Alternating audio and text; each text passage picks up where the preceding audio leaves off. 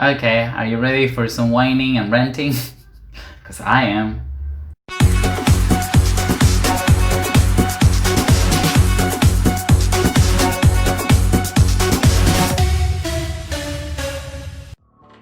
Hello guys, one more time and welcome to Ring Royalty. My name is Alexis, as you already know, and today we're going to do the review of Clash of Champions, which was a very underwhelming pay-per-view, to say the least. Before talking about the pay-per-view, let's remember that we had 3 original matches. Those were Asuka against Zelina Vega for the Raw Women's Championship, Bayley against Nikki Cross for the SmackDown Women's Championship, and the Women's Tag Team Championship match between Shayna Baszler and Nia Jax against the Riot Squad. On the pre-show, it was announced that Nikki, Shayna, and Nia could not compete. The reason might be some COVID-related thing. Of course, WWE didn't acknowledge that. They were not medically cleared to compete, but whatever. So without further to say, let's move right into the matches.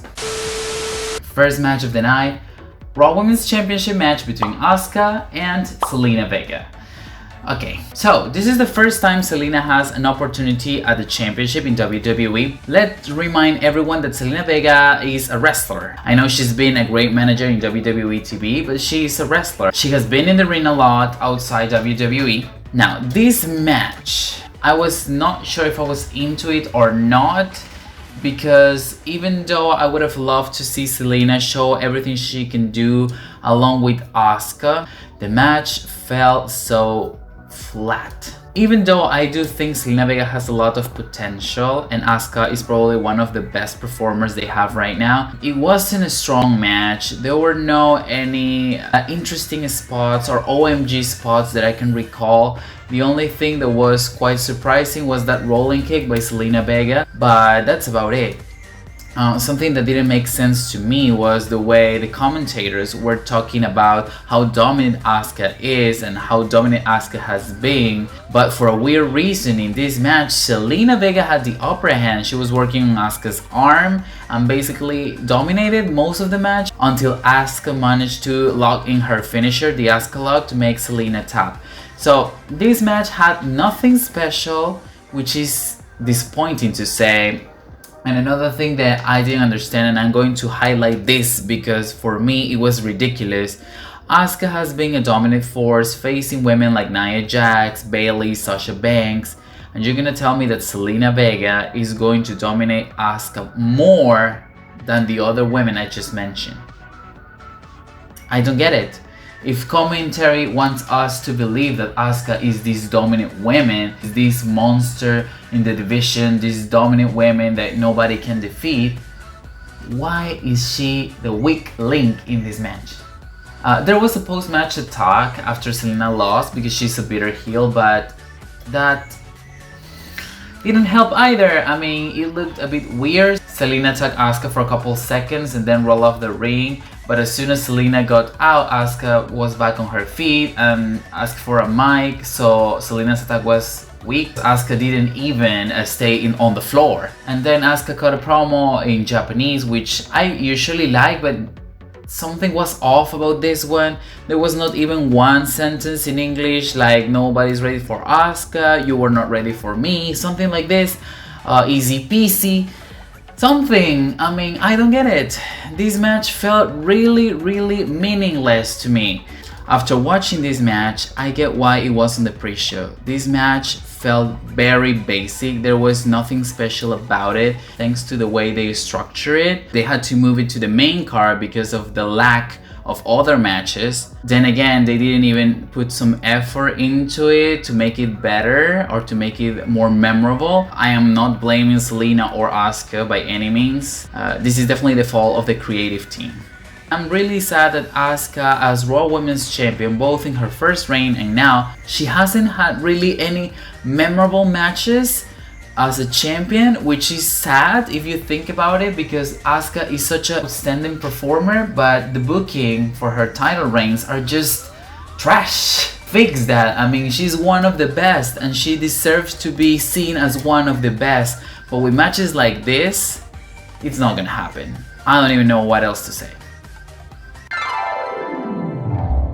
And then we move to Bayley, the SmackDown side of things. Bayley cut a promo because of course Nikki Cross was not there, and I've got to admit Bayley has become really good at cutting heel promos. I'm really enjoying them lately. Of course Nikki Cross was not there, so the championship match with her didn't happen, but she issued an open challenge. It was obvious that Bayley was not expecting anyone to answer that challenge, but Asuka came out.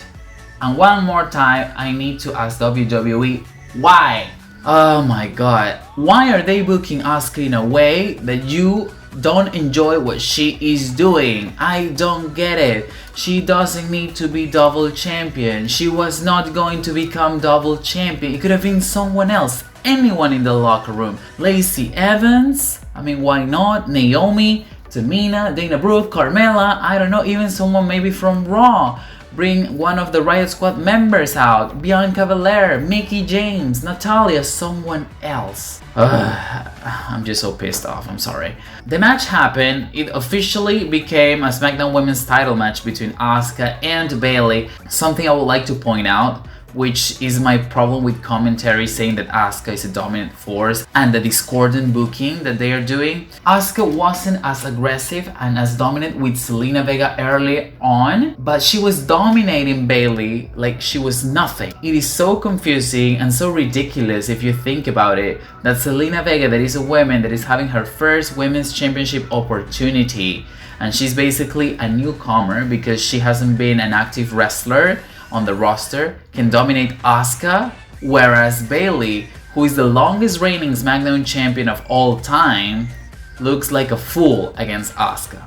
For me, it doesn't make any sense. I know Bayley is supposed to be a coward heel, and I understand why Bayley decided to grab a chair and get herself disqualified, because she was only trying to retain her championship. It didn't matter how. However, why do they book Asuka like this? I don't understand. I just don't know, and with the DQ finish, this match felt pointless. It didn't help anyone, and I just don't get why it even happened. It could have been only a segment with Bayley.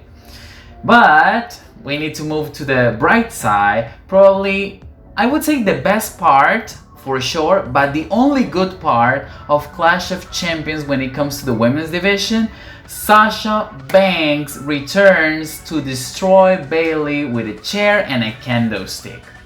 I love the fact that Sasha is such a good seller that every time she took a bump or every time Bayley hit her somehow, she grabbed her neck immediately. Because that's what you need to do. Sasha is a great storyteller, is a great seller, and a great wrestler. And I am praying that this is finally the opportunity that we see Sasha defeat Bayley, win the SmackDown Women's Championship, become a Grand Slam champion in the process, and have a lengthy title reign. The talk of this pay-per-view was the boss Sasha Banks. Remember, I'm talking about the women's division.